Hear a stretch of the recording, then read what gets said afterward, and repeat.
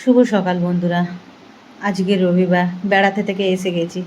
এসে আবার সংসারে ওই একই কাজ কর্ম সব শুরু করে দিলাম।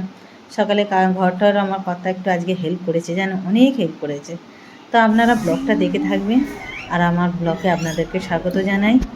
এই যে সকালবেলা আগে নাস্তা করলাম, করে তারপরে আর কি জামা কাপড় একবার ওয়াশিং মেশিনে পরিষ্কার করে শুকোতে দিয়েছি, এখনও একটা ওয়াশিং মেশিন আছে। তারপরে আবার কি বেড়াতে গিয়েছিলাম 2 দিন, তা কি বলবো, ঘরে এসে দেখি না এই ফুলটা ফুটেছে, এত সুন্দর লাগছে না, আমি তো অবাক হয়ে গেছি, ফুলটা এত সুন্দর লাগছে। তারপরে এই গাছটা তো অনেক দিন ধরেই দেখাচ্ছি, এটা হচ্ছে পিঙ্ক কালারে, আর ওটা হচ্ছে মেরুন কালারে, খয়েরি কালারে। তা এত ভালো লাগছে।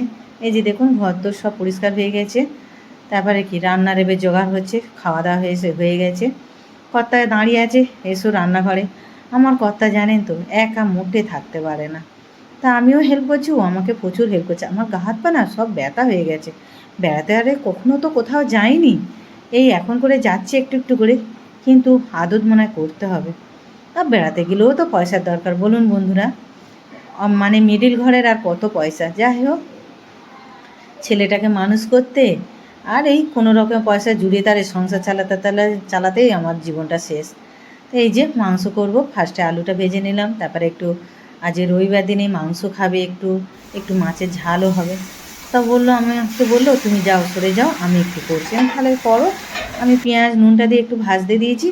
আবার ওই যে ওয়াশিং মেশিন থেকে আবার কাপড় কিছুটা বার করেছি, যেগুলো আগে দিয়েছিলাম শুকনো হয়ে গেছে, সেগুলোকে তুলে নিলাম, নিয়ে তারপরে যেগুলো আবার এনে ওগুলোকে আবার শুকাতে দেবো। কোথাও গেলে কি হয়, কাপড় চোপড় যেন বড্ড বেশি হয়ে যায়। 2 দিনে গেছি, ঘরের লোকের আমার তো সব ভরে গেছে। তারপরে কি জিরে ধনে পাউডার মশলা নেই, আমি আবার মশলা খানিকটা করে দিলাম ওনাকে। সবসময় সেই সঙ্গে থাকতে হবে, কেমন গ্যাঁট হয়ে বসেছে। চলো কি বলবো, করবো বলো বলো কি করবো।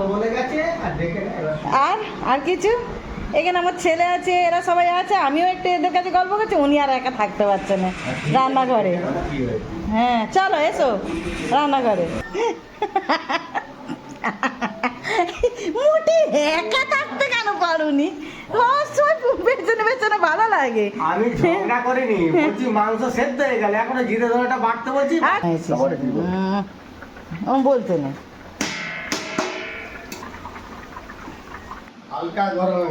তারপরে এই যে মশলা রেডি করে ওনাকে দিয়ে দিলাম, বলে নাও কতটা কি লাগবে।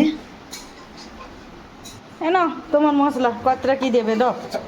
উহ বাবা, আমার পাগল করে দিল বাবারে বাবা, বিনা মশলাতে খেয়ে পাগলা হয়ে যাবে। কে? ছেলেকে জিজ্ঞেস কর। ভালো হয়েছে তো, গুড বয়। অল্প দাও, এতে ঝাল আছে, বেশি দিও না। এবার জল দেবো না।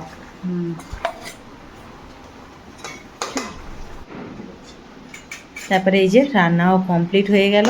আজের একটু মাছও হবে, এই যে মাছ, আর একটু কষা মাংস করছে, আলু দিয়ে করছি। তো ওই হেল্প করলো, আমি বললাম আমি ঘুরে বেরিয়ে এসেছি, আমি আর পারছি না। তো হেল্প করেছে, কিন্তু মোটে একা থাকতে পারে না, সঙ্গে সঙ্গে থাকতে হবে। তারপর কি ওই ফাঁকে আমি স্নান টান করে পুজো টুজো করে নিলাম, তারপর ওদের খেতে দিয়ে দিচ্ছি। তা আজকে আমার ব্লগটা কেমন হলো বন্ধুরা, একটু আপনারা কমেন্ট করে বলবেন, লাইক করবেন, শেয়ার করবেন। আর শুভ দুপুর, আপনারা সবাই ভালো থাকবেন, সুস্থ থাকবেন। টাটা বাই, আবার একটা ভিডিও নিয়ে আসবো।